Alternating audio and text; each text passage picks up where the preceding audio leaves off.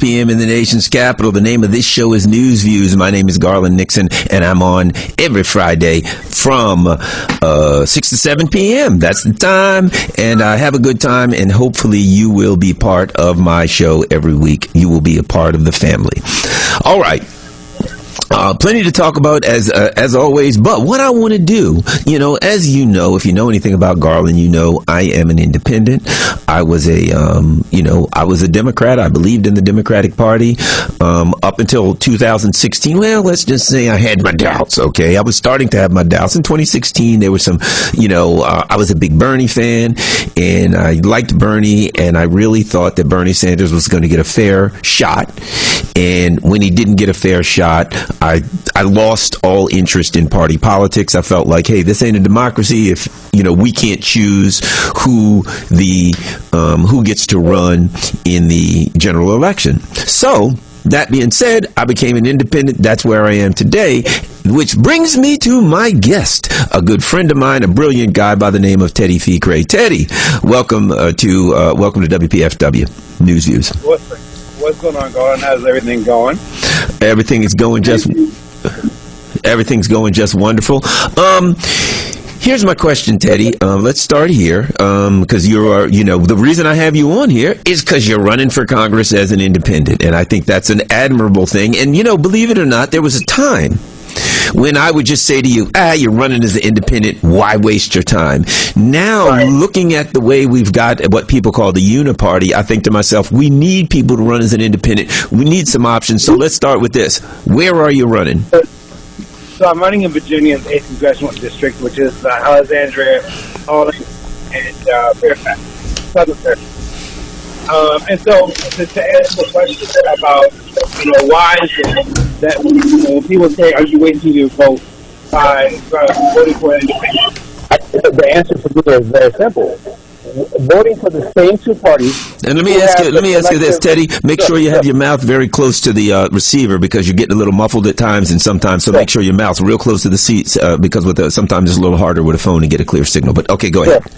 What I was saying much better. Voting for the same two parties that have the collective likability of COVID. The popularity rating for Congress is 7%. So, Americans are fed up with both parties. And so, if we keep voting for the same thing over and over again and expecting a different result only to get the same thing, that's a wasted vote. So, I humbly submit that the time is now more than ever to actually vote for independence. Because both parties have shown over decades that they're not interested in our, in taking care of we the people, the American people. They're interested in taking care of the plutocracy of multinational corporations, and our interests always take a back seat. So now more than ever is the time for us to finally declare our independence and get someone that actually knows our pain. I'm working 2 jobs. I'm not a millionaire. I know what it feels like to put gas in the car and see the price escalate every day. Whereas a lot of these politicians these days are millionaires or soon enough to be millionaires working for billionaires, and that's just not working for us. So we need authentic, not the type of built on sloganeering, but someone that actually knows what our pain feels like, and that's why I'm running as an independent Virginia. So, and whereabouts you? Sure, it's in 8th Congressional District, which is Alexandria, Arlington, and Southern Fairfax. Right on the tip, on the border of D.C. and Virginia base, northern part of Virginia. Okay, wonderful. So let's talk about this. Your thoughts. If I'm, let's just say I live in your district, and I walk up and I say, okay, here's the thing I believe. I'll never forget. I had a professor say this to me one time. I never forgot it. He was talking about influencing people, and he said, always remember this. Everybody listens to the same radio station, WIIFM. What's in it for me? He says, if you want to influence people, don't just walk up to them and say, hey, do this for me because my life will be better. Everybody wants to know what's in it for them. So I'm running and I say to you, hey, man, you want me to vote for you there? Yes. What's in it for me? Sure. So about 7 years ago, on a personal note, I went through and endured 2 years of homelessness. And before that, I was very much playing into the divide. I used to view myself as a hardcore Democrat, I used to vilify Republican voters, and I used to collectively blame white people. Going through 2.5 years of homelessness taught me that when it comes to human suffering, there's no boundary. We're all being pillaged. It's just there's different degrees of it. So what's in it for you is very simple. The only way that we can get the change that we're looking for is if we create a coalition that transcends our differences. Essentially what Fred Hampton was trying to do in the 1960s before he got assassinated, which is to reach across the social divide and actually work with a group called the Young Patriots Organization, YPO. In today's terms, that group will be labeled a white supremacist group. But yet he sat down with them and convinced them that the pains of black folks are intimately linked with the pains of white folks. And there's to this day, one of the most iconic pictures I've ever seen in my life, where on one side were white folks, sitting under the Confederate flag, on the other side a Black Panther Party flag, and nobody could say that Fred Hampton was a sellout. So he figured out at a very young age what we're missing today, which is that we need to be able to link the pains of everyone. So if we want our individual pains to be addressed, we have to. It is an imperative for us to create a coalition that transcends every social divide that's imposed upon us. And at the end of the day, I see what this game for what it is. I'm originally from Ethiopia. And so what they've done over the years in Ethiopia, and the same playbook was used against other African countries, is they've convinced us that someone that's from a different ethnicity is our enemy. And so then we butcher each other. If you look at what's going on in Ethiopia right now, we're literally butchering each other to death on a daily basis. Meanwhile, the wealth of the nation is being siphoned off. And a very few privileged elite are benefiting from the system. The same thing is going on in America, except here the tribes are, based on color, belief systems, ideology, left versus right, black versus white, and we're being conditioned all the time to fight one another. Meanwhile, the wealth of America is being siphoned off to these multinational corporations and the global plutocratic owners. And so we've lost sovereignty as America, and the only chance that we have to regain it is if we actually work together as one people and stop falling into the divisive tactics of the establishment. So once again, we're talking with Teddy Fikre, and he's actually running for Congress as an independent in Virginia. So Teddy, what kind of things, when people say to you, okay, those things sound good, what kinds of legislative changes need to be made? What kind of things, if you were going to say, I think we need to introduce bills and fight for the following things, what kind of things are on your platform? Sure. So for me, it starts and ends with economy. Yes, I agree. Bill Clinton ran on the economy stupid. Well, I'm kind of going back to that, except he never did anything to actually address the pains of the people. So everything starts and ends with economic policies. So, for example, the tax codes, where the average worker is paying up to a third of his or her income, while billionaires are paying zero. That's deeply unjust. And that's an indication of the moral rot of this country, where billionaires are getting off scot-free and janitors are paying more than, in terms of marginal tax rates, are paying more than billionaires. So we need to flip that around. We need, we keep having, Tupac said a long time ago, they got money for wars, but they can't feed the poor. Every time when it comes to issues that matter to us, they say we have no money. But yet they come up with billions of dollars to give weaponry to every country around the world. So we could come up with the money. This money is basically they print it on demand as is. So it's time for that money to come to us. And that means, for example, one of the things I'm actually going to propose very shortly is instead of having compulsory taxes, you kind of do what's called a pay can, where Americans, the ones, either the working class, middle class, upper middle class, they pay as they're able. It becomes voluntary. And this, by the way, has been shown to be very effective when you give the people a chance to give according to their heart, as opposed to based on price points. They overgive. So people that can give, they can give, and the ones that can't, they get a tax break for once. we deserve a jubilee. So one of the main things is tax policies. Another thing is to rein in the sheer influence that the federal government has in our lives. We need to empower our communities and stop outsourcing our power to bureaucrats who do not live amongst us and have no idea what it's like to live in the communities that we live. So, and part of that would be incentivizing entrepreneurship over giving all kinds of preferential treatment to corporations, especially multinational corporations. What made America great were workers, some, by force and most by choice, and small businesses. These multinational corporations are not job creators; they're job destroyers. They come into a community and they wipe out small businesses, and then it's a race to the bottom when it comes to wage. So we need to empower our communities by keeping our money where it's at, and a lot of that has to be in terms of how the policies are enacted that benefit small businesses over these huge multinational corporations.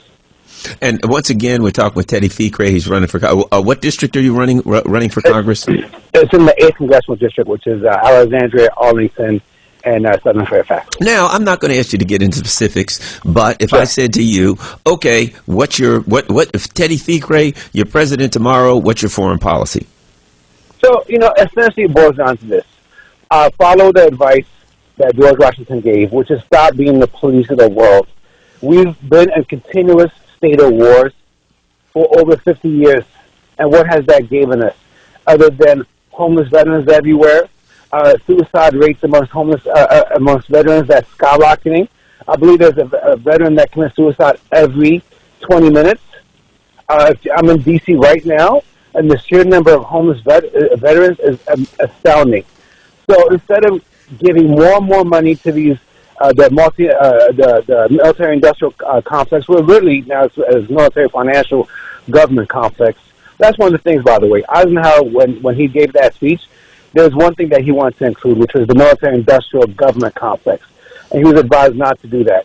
So that's what it is. You have this unholy alliance of corporations, of financial sector, and the military weaponry corporations. They're working together. There's bloodbath everywhere, and we're not getting any closer to peace. In fact, we keep getting further away from it. Now we're at the doorsteps of World War III. So I humbly submit that it's time for us to stop meddling in the affairs of other countries and take care of our people here. There's millions of people that are suffering. The infrastructure of America is crumbling. It's unbelievable, the sheer number of homeless people. Like I said, I experienced it myself in 2015 for 2.5 years. It's astounding. Before I left the Northern Virginia area, homelessness was something that you saw in D.C. Now it's just in the suburbs. It's everywhere. We're all one or two missed paychecks away from that reality. It doesn't have to be that way.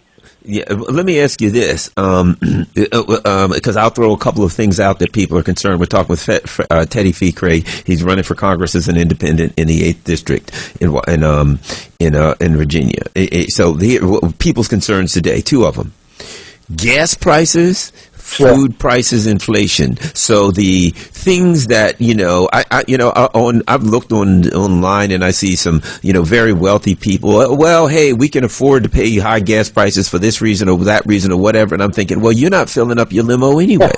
You're riding in a black car, and the person who's driving it to pick you up is the one who filled it. Who filled it for you? You don't know. And when I go to the grocery store now, I'm just like on an average day, and I buy a couple things that I like, and I've spent $40, and I think to myself, man, if people who, like when I was growing up, my mother had 5 kids. Right. People who have 3, 4, and 5 kids right now, man, how are they doing it? So your thoughts on this increase of prices for the basics of people, the survival of the average person now, putting a roof over their head and food in their children's mouths and gas to get to the work or to store or wherever they need? Yeah, it's people that have the privilege of eating caviar and sipping Chablis. I get to sit up here and tell to let them eat cake. But that's not the reality of the situation. There's some people that are saying, well, it's time to get electric cars. These cars cost $40,000-$50,000. I'm telling you. The average worker does not have the means and the wherewithal to do that. This is the Beltway bubble and the Hollywood bubble. And this is exactly why someone like me, like I said, I'm working 2 jobs right now to make ends meet.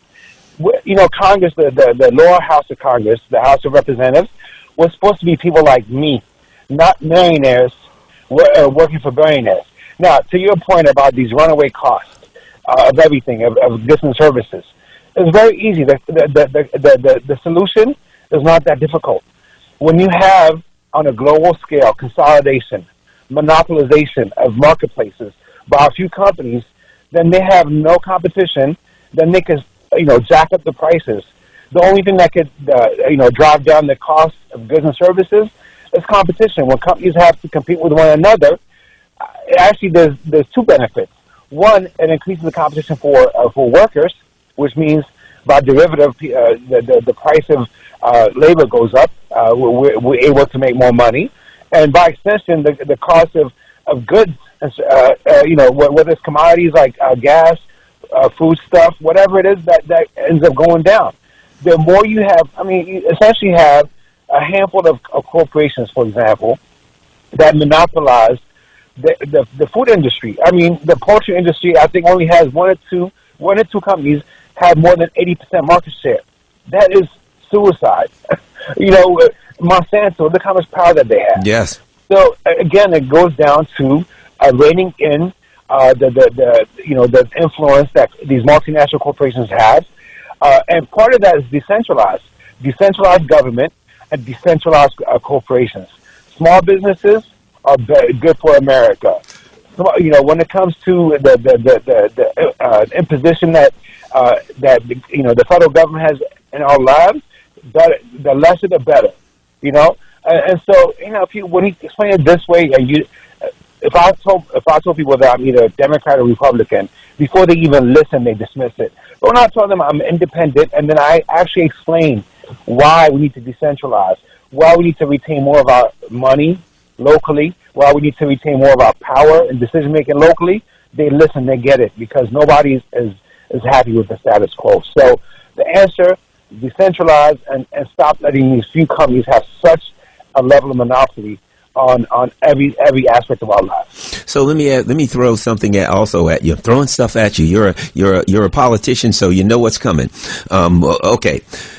And these are things on my mind, and I think these are things on some of the average voters' mind. So I want to hear what a politician has to say. When I think to myself, I think 2008, there was a crash. And the billionaires and the wealthy never made as much money before in history as they made immediately after 2008. They devalued, the value of everything went down, and they bought it all for pennies on the dollar. COVID came, and there was the COVID economy, and people lost stuff, and the value of things went down, and they bought it for pennies on a dollar. As soon as COVID was over, look at this, there's a war, and the price of oil went up, they start making a fortune again. Now, I got to add this, in the last few days, the price of oil on the market barrel has gone back down. But the price at the pumps has not gone back down. They've taken the opportunity of a difficult period, well, whatever you want to call it, to increase their profits dramatically on our back. So what do you say about this kind of chaos theory thing that I say, where something dramatic happens in the economy, or they create something dramatic in the economy by blowing the Wall Street out or whatever they do, they take advantage of it and make a fortune, and we, the working class, lose more and more. What are your thoughts on that, and what do you think needs to be done? So, this phenomenon you're talking about, it precedes 2008. If you go back to 1929, every 7 to 10 years, all you have to do is pull up the charts from the Dow or S&P. Every 7 to 10 years, there's a tremendous downturn. There's a recession, and sometimes almost a daggone near depression. And every time what happens when they do this, when they time the market this way, is that those who have cash become kings, because Americans end up selling everything pennies on the dollar because they're distressed. So it's almost like, they're calling the riches of America, and that goes right into the savings of the billionaire class. And this has been going on, like I said, almost 7 to 10 years, from 1929 all the way to now, right? And so what happened in 2008 was, by almost every means, almost as bad as what happened in the Great Depression. But like I said, this was not a theory. I saw it firsthand. The majority of people that, when I was homeless, that I met that were homeless, became homeless after 2008. So you have a system of theft, is legalized theft. And what happened at 2008, and this is why I left the Democrat Party after what Obama did, because he essentially rewarded the same banking criminals that bled the economy. The Citibank, they had a veto power about who sat in his cabinet. The whole of his administration were nothing but the mouthpiece of multinational corporations and bankers. And meanwhile, the people that voted for him, they got foreclosed upon by the millions. Deeply unjust. And so, if you look at the wealth gap, which is always the wealth gap between the few who have and the many that don't, has always been wide. It became a chasm after 2008, and even now with COVID, the companies that benefited, small companies got destroyed. There's so many small companies that went out of business. Meanwhile, multinational corporations like Zoom, like Amazon, like Uber, who I actually work for part-time now, made a killing. So, this is, again, when you have a whole government, the system of government is built upon protecting and preserving the riches of the global plutocracy and multinational corporations, and not doing anything on our behalf, this is what happens. So as long as we have only two parties in power, which Democrats and Republicans are both corporations. So they're incorporated, and these two corporations are owned and operated by multinational corporations. This is not a democracy, it's a kleptocracy. So the only way that we can unwind the influence of multinational corporations is not by voting for more Democrats. It's like, if you put new blood in a cadaver, it's not going to revive the body. So we need new voices, new faces, and independent. That's the only chance that we have. And so that's why I'm running for Congress as an independent. I'm not taking a penny from publicly, quote unquote, publicly owned corporations, and I'm an independent. If I end up getting elected, I'm not going to commit to caucusing to either one. I will, depending on who responds to the needs of the people, I will switch back and forth. So, just imagine a closely divided Congress, where Congress will go down to a handful of seats. Imagine someone there that's like a Joe Manchin, but yet instead of being a veto for corporations like Joe Manchin is, it becomes a veto for the people. So that's what I'm envisioning. That's what I'm working towards. Let me ask you this, another thing, and I'll give you two examples, and I'll go. Adam Schiff is a member of Congress from California. He has the largest homeless encampment in the world in his district. He has also never seen a war that he wasn't in favor of, and he Raytheon literally has fundraisers for him. Let me go to the other side of the country to the guy that was the governor of New York, Cuomo. During the COVID crisis, one of the things that happened was that he endorsed some legislation and had it passed. The legislation was literally written by an organization. It was the New York or New York City Hospital Association, an association of these large incorporated hospitals, that protected them from being sued regarding COVID. But later it was found, when they looked in the legislation, it protected them from being sued for other things besides COVID. So while they're doing all these terrible things, sending people in who had COVID in the hospital back to nursing homes, I mean, all kinds of terrible things, but they were protected because of legislation. So my point is this: money in politics and lobbying. Cuomo didn't do that because he liked the New York Hospital Association. He did it because they put $2 million into his political machine. Right. I don't think Adam Schiff all this stuff is just because he's in favor of everyone. It's Raytheon is raising money for him. Right. So we see these people, it's like he who pays the piper calls the tune. Money in politics, lobbying. Your thoughts, Teddy? You're running for Congress. You know, at the end of the day, we, the people, have a lot more power than we think. But sadly, too many of us have been conditioned now into, you know, when the elections come on, they say that, oh, this is the money primary. So now we gauge how whether somebody is qualified to run for office based on how much money that they raise. This is crazy. We're celebrating our own pillaging. We live in an age of social media where we literally something could overnight could become a big thing if enough of us work together. So then, instead of feeding into this narrative that tens of millions of dollars are needed in order to fill a competitive candidacy or campaign, we should make money a poison. Someone says, I raise $20 million, see them exactly for what they are. That should be a disqualifier. When you raise millions of dollars, that should not be a qualifier for office. That should be a disqualifier. That means they're bought out. Campaign contributions are, let's call them what they are. They're legalized bribes. They're kickbacks. There's always a quid pro quo for this. Corporations and rich people don't give money without, they see everything through the prism of investment, return on investment. So every dollar that they give, even charity, the so-called charities that they give money into, is to elevate their Q ratings. It's nothing that they give away that doesn't come without a benefit to them.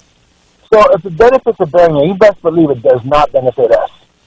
So then when a politician says, I'll raise $20 million, automatically can't. If you want to talk about cancel culture, cancel politicians that raise millions of dollars from these unaccountable and unknown sources. And also, don't let them skirt the issue. When they say, I'm not taking a penny from corporations, yet they have PACs that take money from them. Essentially, if they're either Democrat or Republican, I don't care what they say, they are a corporation. They themselves belong to a corporation, so therefore they are taking money from corporations. They're taking money from the DNC, RNC. So don't let them gaslight us anymore and see that the money that's flooding our governance for what it is. Toxic. It's a virus. It's the COVID-19 of politics is money, and we need to see it that way. So let me ask you this, and again, I'm throwing stuff at you. This is Teddy Fikre, Fikre. He's running for politics in Virginia. On Twitter at Fikre 4VA, Fikre number 4VA. You can find him on Twitter there. Fikre, Fikre for Virginia on Facebook. Okay. Teddy, here's the other thing that I think it's important for us to think about because it ain't working. So here's what we're told. Hey, we've got the first fill in the blank. Woman, female, trans, straight, whatever the case. The idea, and so what we're sold something. Someone says, do you want someone who's going to give all the money to, and this is my thoughts and then I'm going to throw it to you. Do you want somebody that's going to give all the money to the corporations? No. Okay, here's what we're going to do. We'll give you a black female. That'll give all the money to the corporations. Oh boy, we'll give you a trans person that's going to give. So there's a politics happening now. It appears to me that it is tokenism. And they use the word diversity, but when we don't like the politics, they find someone else, and there's like BIPOC. They even come up with new numbers. A BIPOC, black or indigenous person of color, blah, blah, blah. All of that. But we don't get a change in the politics. We just get a change in the person or color of person or sexual orientation, whatever the case may be. So your thoughts on that whole agenda of what I call tokenism, some people call it woke politics, whatever. You know what I'm getting at, your thought on that? Yeah, it's the great bamboozling of America. Diversity in boardrooms, while there's poverty among society, is not progress. It's a lie. I don't care about the first left-handed women, people of color, transgender. I care about the people at the bottom of society. You know, we measure the wealth of the health of a nation, but not by the wealth and the special access of a few, but by the many, by the position and the plight of the many. So, you know, so congratulations. You now have a black person in a country club. What does that mean for the city that person happens to live in, where the rest are struggling and on on welfare and trying to make ends meet, and they're not able to? I care about the last the last child to go to sleep hungry at night. I don't care about some what insert identity here being admitted to a country club so they could have their caviar and chablis. I care about people being able to meet their needs, their basic needs, and that's how we should gauge it. And so this idea that we now have a new token that comes in and that's supposed to make the rest of us happy, their achievement has no direct outcome on our status in life. So we need to gauge progress not by the achievements of a few, but the status or the everyday life of the rest of us. So that's the answer. I'm thinking, and that's how I feel. Now, something else I think is important, and this is a word that's got to come out, and this is something that I want to ask a politician who's an independent. Here's the word Trump. Right. To me, in American politics, Donald Trump, the phenomenon of Donald Trump has been one of the best things that could happen to him, because we are now told we should hate, quote, and I don't even know what this word means, Trump supporters. People Right. get called Trump supporters because do you believe this? No, you're a Trump supporter. It's almost like saying you're a poopy head. You're a person I don't like. You're in a category that I don't. So now I should not be friends. I have literally heard people in my life say, well, if somebody came to my house and I was going to get them to mow my lawn and I found out they were a Trump supporter, then I wouldn't support them. And to me, it's like, first of all, as far as our Constitution, you have a right to vote for anybody you want. You can be a member of any party you want to. You have all of these rights, and I don't have a right to judge you. And number one, here's the other thing I said. Donald Trump, to me, represented that a lot of people, he kind of ran as an anti-politician. There was a lot of people who were just sick of the mainstream, sick of things, and they voted for Donald Trump as a protest vote. It was like this. Anything is better than what we've been getting. Well, Donald Trump is out of the office, and we've got Joe Biden, and we were told he was going to make America normal again. And you know what? Anything is better than Joe Biden at this point. The only thing people can do is make excuses for how bad he is. So your thought about the division, about somebody's a Trump supporter, we're supposed to dislike them, that whole concept. Right. I mean, let me get this out of the way. I am no fan of Trump. I see him as a continuation of Bush, Obama, Trump, Biden, going back to Reagan. They're all the same. They're all the same. They're all a bunch. You know, behind the scenes, they drink together and they're laughing at us. It's like this is the greatest show on earth, WWE, where the characters change, but the policies stay the same. Now, to the point about whether are we supposed to hate his supporters? I don't even judge his supporters. I get it. I know what's going on in there. But it's the same way that I felt for the deception that was Obama, right? When Obama came around, was talking about issues that I care about, and made me feel as though, well, here comes somebody that's actually, it talks about the pain that I feel and gives hope in areas that I feel hopeless in. We are very susceptible to being hoodwinked by that. So Obama did it to the left, and Trump did the same thing to the right. You know, and like I said, for me, it took homelessness for me to realize there's a common humanity about us. There's a commonality about pain. People, the more there's poverty, the more there's hopelessness, people become tribal. So the way to address this, if we want to alleviate racism, if we want to alleviate hatred and the anger and the divisiveness, is by empowering people so that they have time. The time that they have is invested in actually doing stuff that's productive in life. The more people are productive, the less time that they have to hit on other people. So I get what he did to them. A lot of white folks on the right felt like nobody was speaking to my pain. Here comes a demagogue giving voice to their pains. And they fell for him the same way that the left fell for Obama. So this is the deception of identity politics in that way. We become very susceptible to demagogues who know how to gaslight us and to make us believe that they care about us when they don't. Look, if you look at the history of Donald Trump, he screwed over more poor white folks, and working white folks by refusing to pay his debt. And he kept declaring bankruptcy. How do you make America great by declaring bankruptcies dozens of times? It's a lie. The whole thing was a lie. But he did it to us the same way that Obama came around. Can I add something, Teddy? Sure. One of the things about Donald Trump, and again, I'm no fan of Trump, is he was honest about a few things. When they went after Trump and said, hey, you swindled people, you didn't pay taxes, and you didn't pay people, and you filed bankruptcy, he didn't deny it. You know what Trump said? Hey, Joe Biden and those people created those systems. Don't blame me. And you know what? It was the truth. Was he a swindler? Of course. But you know what? When the Democrats put Mike Bloomberg up because they thought he was going to run, he's a swindler. He's a billionaire. The Republican billionaires are swindlers. The Democratic billionaires are swindlers. I have one other thing. In my life, I don't know if it's fortunate or unfortunate, to have been able to go to events and to hobnob with the upper crust, as it were, right? Right. And you know what I found? I've gone to events with the super rich. Right. Where weekend events where you're there to hold the whole 9 yards, right? There ain't no parties to them.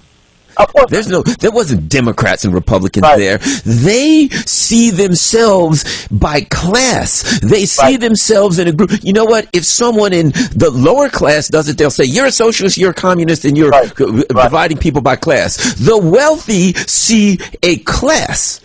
And they are class conscious. I actually heard someone, I used to be at Fox News. I literally heard a person in the green room at Fox News when Donald Trump was saying some things. I'll tell you what it was. He had said that George W. Bush lied us into a war. When he had said that, I was at Fox News then. I was in the green room waiting to go on, and I heard one of the rich people in there say, he's a traitor to his class. Now, if a poor person said that, you're a communist, a socialist, you're blah, blah, blah, blah, blah. But amongst the wealthy, that's the terms. They are very cognizant of class. Your thoughts on that? Well, I mean, look, wealthy people, the only color they see is green, right?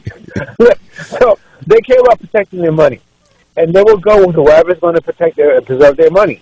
So for them, in fact, let me tell you, and a lot of people just know this to be true. The very rich white folks see poor white people no different than they see black folks. They hate them. They despise them, to be honest. You're right. So, they have nothing but contempt for them. Or they call them trailer, all kinds of stuff. It's very conceptual what they say about them. So when it comes, if you happen to be part of the 1% club, there is no left and right. There's no black or white. There's just money. If you have the money, you're in. And then at that point, they work together.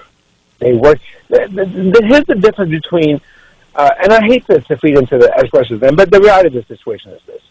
What they do brilliantly is they're united and they think long term. They have 20-year visions, right?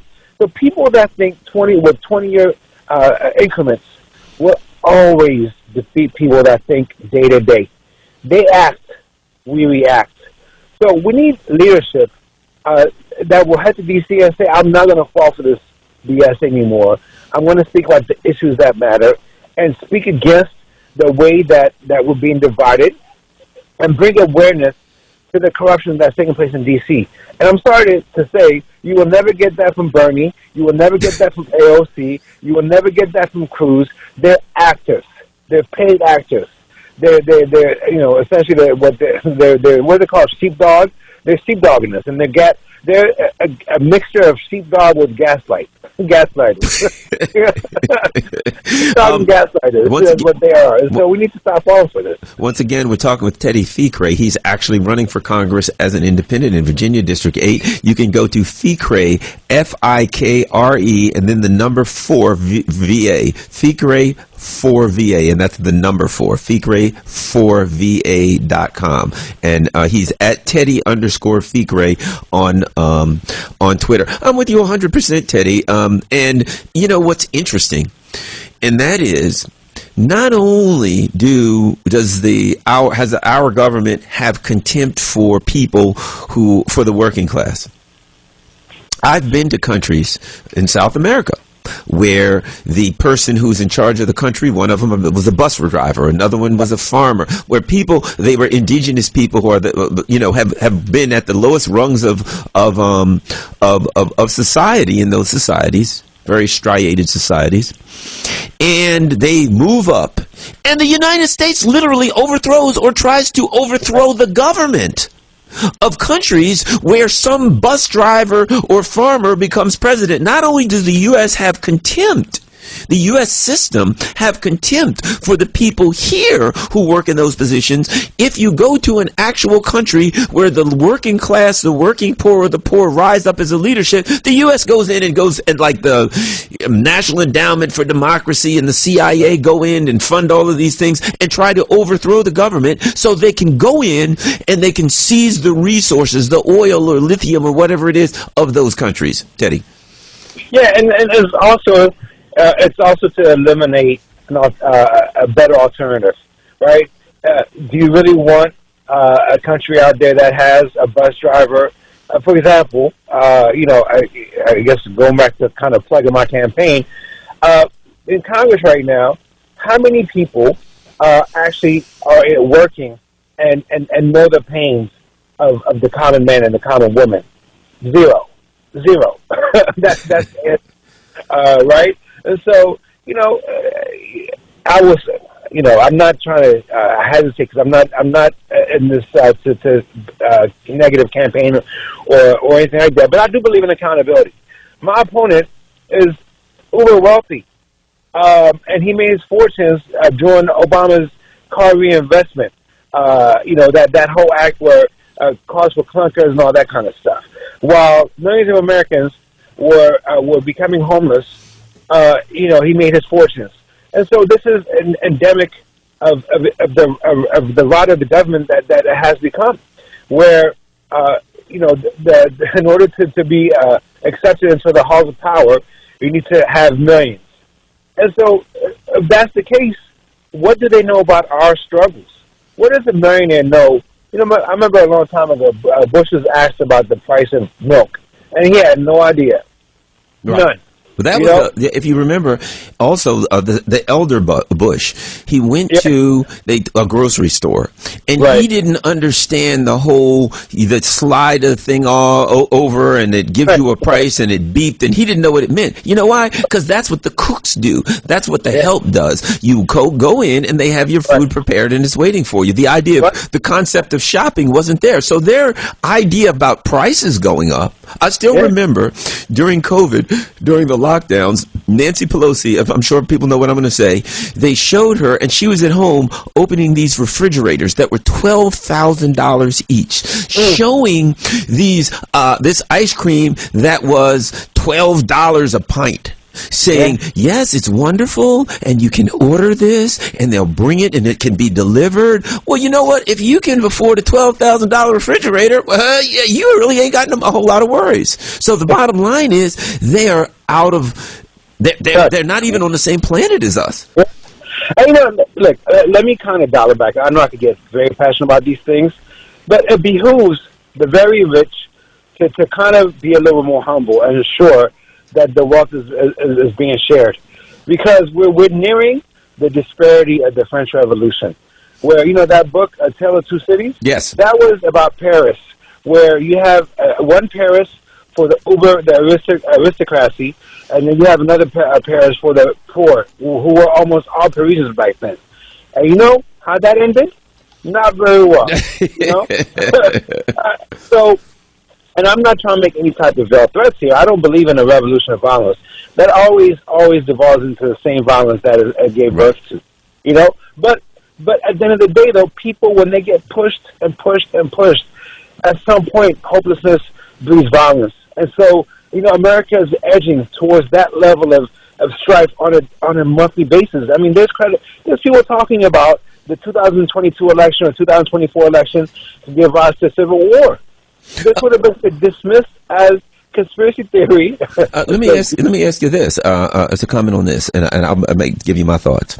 So I'm turning on the TV, and they're saying now these smash and grabs or whatever are going to come in D.C., where a whole bunch of young people, a crowd of them, will run into a store, just grab a whole bunch of stuff, and run out. Right. And the discussion was they're bad young people. It's about individual badness and they're bad kids. And I said it's about a country that has become unstable. You know what I mean? It's if you just put it at the individual, well, it's just a person that did that. I don't think it's you. It's just a few bad apples, as they say.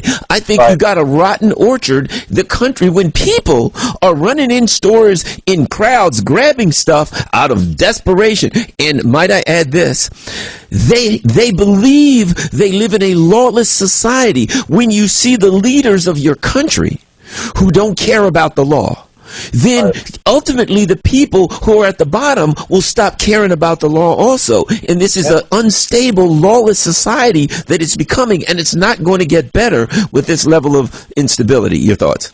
Well, you're talking about smash and grab. Let's talk about what bankers did to us in 2008. I got to give you credit. That was a good one, and you're right. Go ahead. The biggest smashing and grabbing in the history of humanity. How many of them went to jail? How many of them? Oh, those same people are now back on CNBC, and we're praising them as they repeat the gambling addiction that that got us here. So it's always like this. We vilify the poor. If you want to talk a war on society, look what we're doing to kids. From the minute they're born, we're giving them all types of unhealthy food. We're just giving them media that is not even, that's poison by itself. And I'm not blaming parents for this, by the way. When you feel, the stresses of having to work all the time, sometimes it's easier to just give a child a phone and say, I need a break. So the parents are under tremendous strain, and they're limited financially, so they give their children all kinds of, cereal that if you look on some of these boxes, the food that we're giving our kids, the information they're consuming, which is toxic. So are we surprised then when kids grow up to become young adults that do this? They're victims in this. They're not to be vilified. Maybe we should spend more time. Well, maybe we should invest in our children instead of investing billions of dollars into these multinational corporations and giving away billions of dollars to defense companies. That is being siphoned off to other countries in the name of justice, where really it's all about making fortunes through bloodshed. Once again, we're talking with Teddy Fikre. You can go to his website, Fikre. It's Fikre, and then after that, the number 4, Fikre4va.com. He's running in District 8. And, that's I mean, this is important stuff. I think it's an important discussion that we're having for this reason.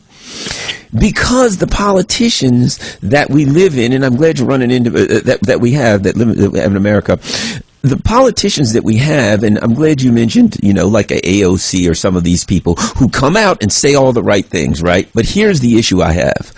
There's certain rules on Capitol Hill, and here's one of them. If you're a Democrat, you're allowed to say the Republicans are terrible, the Republicans are awful, oh, look how bad the Republicans are. And if you're a Republican, you're allowed to attack the Democrats. So an AOC or whoever, right, they may tweet and they'll say something like, wouldn't it be good if we had Medicare for all, whatever the policy they advocate for. Oh, we really need to. Oh, we should. So you'll get these strongly worded tweets from them. Then you'll get these almost food fights against the Republicans where Marjorie Taylor Greene goes after AOC. It reminds me of the old hip-hop wars, right? Marjorie Taylor Greene goes after AOC. Ooh, did you see AOC burnt Marjorie Taylor Greene? And we get this chewing gum for the chewing gum for the brain, but there is no content there. Nobody's actually, they may imply we need to do something about all of this income disparity or something, but they're not going to put in legislation that says we need to reinstate Glass-Steagall. How about we do something like that? That's something that could be groundbreaking that needs to happen. We need to reinstate some of the banking legislations that FDR put in back in the 1930s. That were taken out and allows Wall Street to do anything, substantive things. But instead, we get a food fight where Marjorie Taylor Greene got burnt by AOC, who got burnt by Ted Cruz, who said something on Fox News. Your thoughts? Yeah, it's just, if you want, a little side note, if you want to make America energy independent, take the kerosene away from these gaslighters in D.C. Because on both sides, you have legions of gaslighters. It's crazy what they're doing, and what they're doing is it's like one big circus. And you look at Bernie, for example. He always says these Republicans. Oh, really? Your party's not doing this, and Pelosi's not doing this, and the same thing on the right. And so what they do is it's codifying the us versus them thinking. And so as long as they get you to point at the other side. Right? It's crazy how, when it comes to issues that we care about, we the people, irrespective of our differences. Here's the plain fact. Whether you're Republican or Democrat, left or right, more and more people are saying no to these never-ending wars. More and more people are saying, and this is almost a majority, if not above supermajority, are saying rein in the cost of health care. More and more people are saying, reorient the taxes so that we the people are paying, less than a billionaire is, right? But yet, by focusing on what the other side is doing, then there's always the supposed quote-unquote gridlock. So when the issues that we care about, Democrats can go up there and say, well, if it's not for the Republicans, give us one more vote and we'll be able to do this. And they never do. They never do. And the Republicans do the same thing. So there's always finger-pointing at each other. But now, when Wall Street comes knocking, immediately everyone's right? Look what happened in 2008. Wall Street said, hey, give us trillions of dollars. Boom. There was no gridlock. Gridlock disappeared. What happened to gridlock? Gridlock is only for when it comes to issues that we care about. So this is the ongoing bamboozling of America, where these two political parties, I don't know what to call them. It's political mafias, and they're working together. The mere fact that there's a presidential the commission that is run by Democrats and Republicans, and they get to determine who gets to be on the stage. This is corruption on a scale.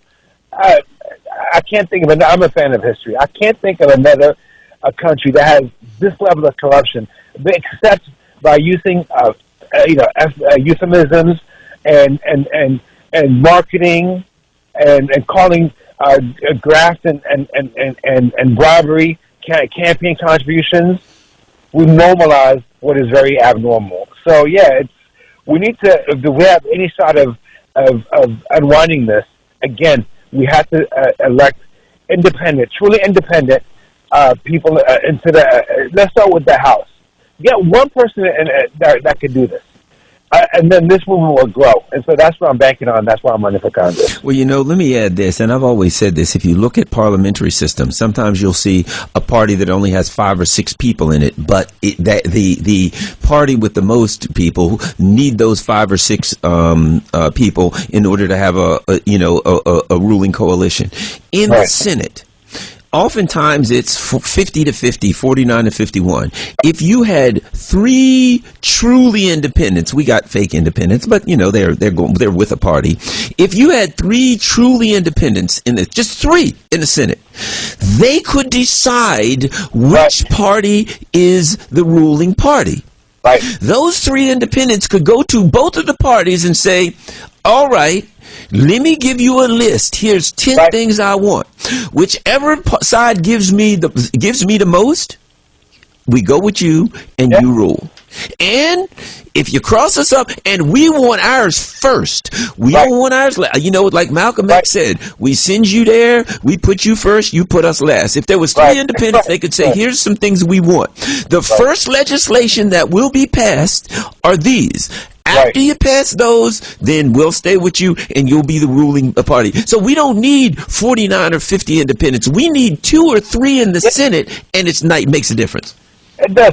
So the problem, though, is that when you quote-unquote independents, the minute they caucus with one party, they become extension of whatever party they're caucusing with. Good point. So it's independents that say I'm a permanent free agent. At any point, I can flip. And flip government with me in the process. That is independence, you know. And so again, you will not get this by electing career professional politicians. Okay, for me, I'm not a politician. I'm not running to be a professional politician. If I'm elected to represent Virginia in the 8th congressional district, I will retain my job, or at least one job, and I'm going to do it the way that the founders envisioned, which is and unfortunately, I hate to cut you off, but you've done a fantastic job. We are out of time, so let me give you everybody. It's www.fikre, Fikre, then the number 4, Fikre for VA, right? Teddy Fikre, he's running for Congress, District 8. Thanks a lot, Teddy. I certainly appreciate it.